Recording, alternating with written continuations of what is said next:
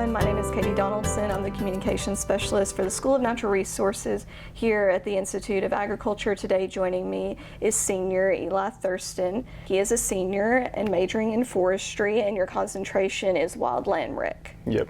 And recently you've been taking these courses with Dr. Ryan Sharp, who we are now kind of changing the concentration to outdoor recreation and park management. Yep. How have you liked those classes so far? Yeah, I've loved those classes ever since he's been here, maybe a little over a year. So ever since I've been taking those classes with him, they've really just kind of hit home with me. Previously, before he got here, I was kind of just taking the entry-level forestry classes having to do with like timber stand management and stuff like cruising timber and stuff like that. And like that stuff is interesting to me, but I was more interested in the national park space, and then also like kind of the entrepreneurship route in between outdoor recreation concentration. So for me, that'd be like, I kind of think of it as like outfitting, kind of guiding, stuff like that. That really interested me in that setting. So, when did you decide that's what you wanted to get into? Honestly, I think when Dr. Sharp got here, my first semester with him, I had the intro to wildland recreation or outdoor recreation, I think it was, and we really honed in on that from like the first couple weeks on, kind of in that park management setting, national park management setting, state parks, et cetera, forest land, stuff like that. So I think that really got the ball rolling in my mind, because the more we kind of talked about it and looked into, okay, what does it look like? And he obviously has a ton of experience in those type of jobs, and he would give good insight into class. And I kind of was thinking along those lines before he got here, but just his experience and his stories that he would tell during class really kind of set that up for me.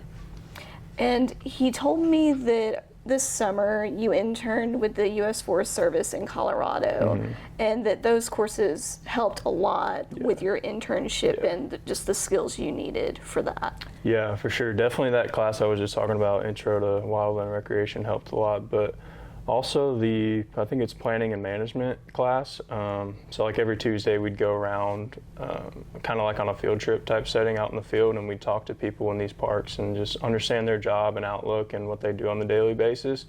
So that kind of got the ball rolling for me, and that kind of looking for internships along those lines. And I've been going out to Colorado on road trips since I was a kid, so I've always kind of wanted to go back out there and kind of get a taste of living there for a summer at least, or a couple months. So that was really cool. But yeah, I told him it was kind of like we kind of hone in on those classes about balancing and managing between the natural resource itself and also the human side, the human interactions. So it's really hard. I wouldn't say it's impossible, but it's really hard to get that kind of balance where you want it between the two. And so that's something we honed in on, especially in the planning and management course. That really helped, as well as just like educating visitors and talking to visitors and kind of helping them understand why we need to try to find that balance between the natural resource and humans ourselves. Do you have any goals or plans for after you graduate? Yeah, actually, I was really looking into going back. So I worked at Aspen, Colorado at the Maroon Bells National Scenic Area. So it was a really cool space out there near Aspen, Colorado, and they actually offered me back next summer, hoping to try to talk to them along the lines further on this winter to extend that, not into the summer, but as a full-time job. So I think what I did was it was under the outdoor recreation crew. So there's a bunch of crews within their program. There's like wilderness crew, outdoor rec crew, develop crew. There's a bunch of crews.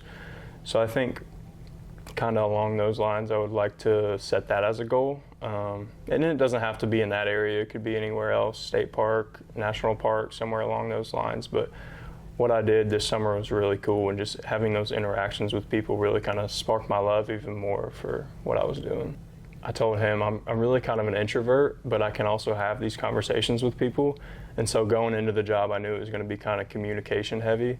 And I was like kind of iffy on it because I don't love it. I'm not standoffish, but I don't love it. But then this summer I kind of grew in that aspect where I loved the area where I was in, but what I loved even more was just having those interactions with visitors and educating them and walking them through stuff like why we can't approach a moose or why we can't get close to black bears and stuff like that, because some people genuinely just don't know, and that's what we're there for. So it was really cool to have those interactions. What would you say to a freshman student who is interested in outdoor recreation and park management? Yeah, I would just say kind of get on the ball early. Just kind of look at these jobs. I think mine was on the Texas A&M job board. It may have been on USA Jobs, somewhere like those.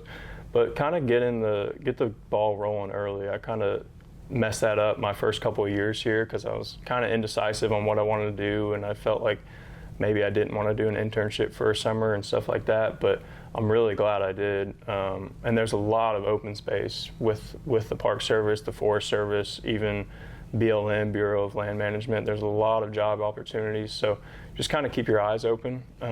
Listen to Dr. Sharp. If you have Dr. Sharp, talk to him. He knows he has a lot of connections in that space, and we're hoping to kind of make a connection here with where I worked as well. So just be ready. Just keep your eyes open for opportunities and be willing to take a chance, take a risk. And when you say internships, I know you mean internships, but also do you think seasonal work would benefit students too? Exactly. So mine was regarded as an internship this summer, but there were also a ton of seasonal workers that were interacting with us and actually living in the same space as us.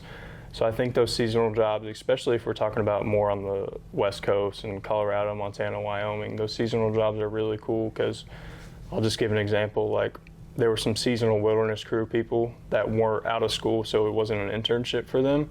They were seasonal, and then kind of through that, they have it set up to where they can become part of the Forest Service, like ski patrol teams in the winter, because it starts snowing out there like now. So they transition from that seasonal summer job of wilderness crew, and then they're like in backcountry, ski country, like helping people. So it's really cool. Seasonal work's really cool.